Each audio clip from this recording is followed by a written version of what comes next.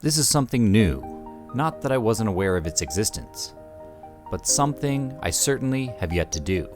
I don't think it's any great secret that I favor the aesthetic, and I have experimented with many of the standard Gibson cliches.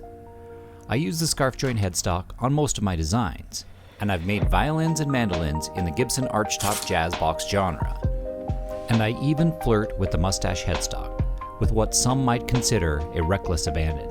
It is but one element that I have to this point either avoided or wholly ignored. You may have guessed it by now.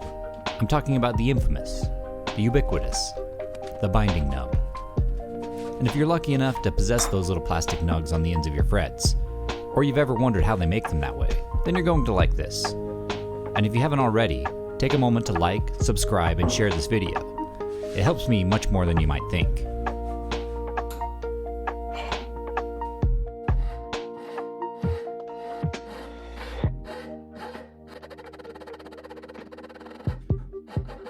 I'm not going to attempt a step-by-step tutorial here for several reasons. Mainly because I've only attempted this a time or two. I aim to create interesting content for the average viewer. The viewer that likes to watch people make things. I know it's the kind of content I enjoy. If you get something out of it, that's great too. Remember that just watching someone make something is incredibly interesting, whether they're a seasoned professional or an average Joe. It's just one of the things that makes this platform great.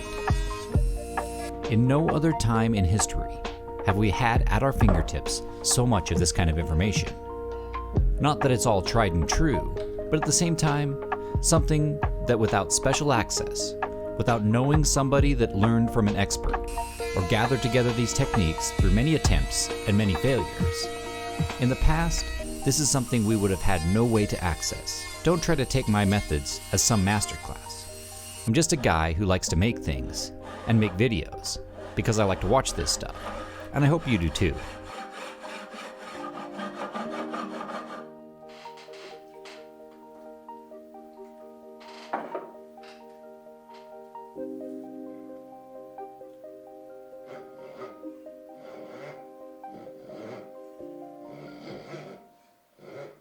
I have an idea of the order of operations necessary, but only time will tell. It's a tricky bit of knitting to get these to look good, so wish me the best. If it's not apparent, this is different from my style. While I admire this fit and finish, and I could very well have my order of operations so out of whack I've created my own problems, I can see that this is going to be a detailed process with hours of filing, scraping, and sanding very carefully to get a good looking product. While I usually set up my order of operations in a particular way, and I'm very deliberate in trying to avoid some of these complications, there doesn't seem to be an easy way out on this one. I plan to pick up some tricks and do this more often, as the final look is outstanding, but it seems challenging when looking at it from this side.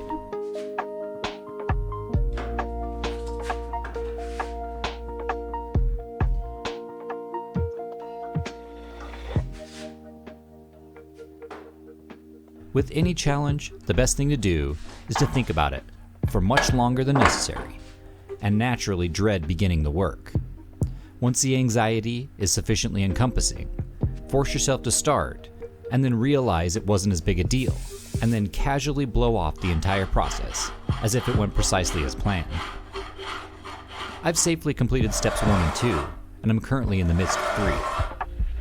I'll let you know how it goes, unless you've already seen the thumbnail, in which case, I may have allowed the cat out of the bag.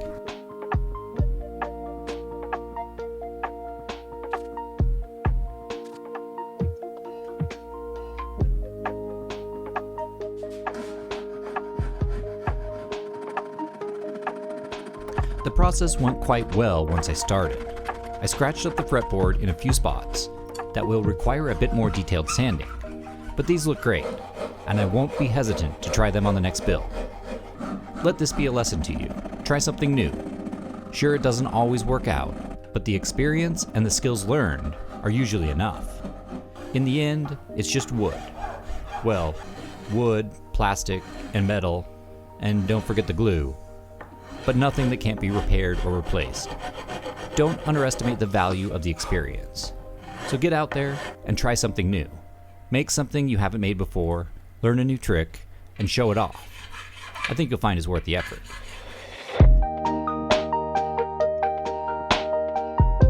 Thanks for watching.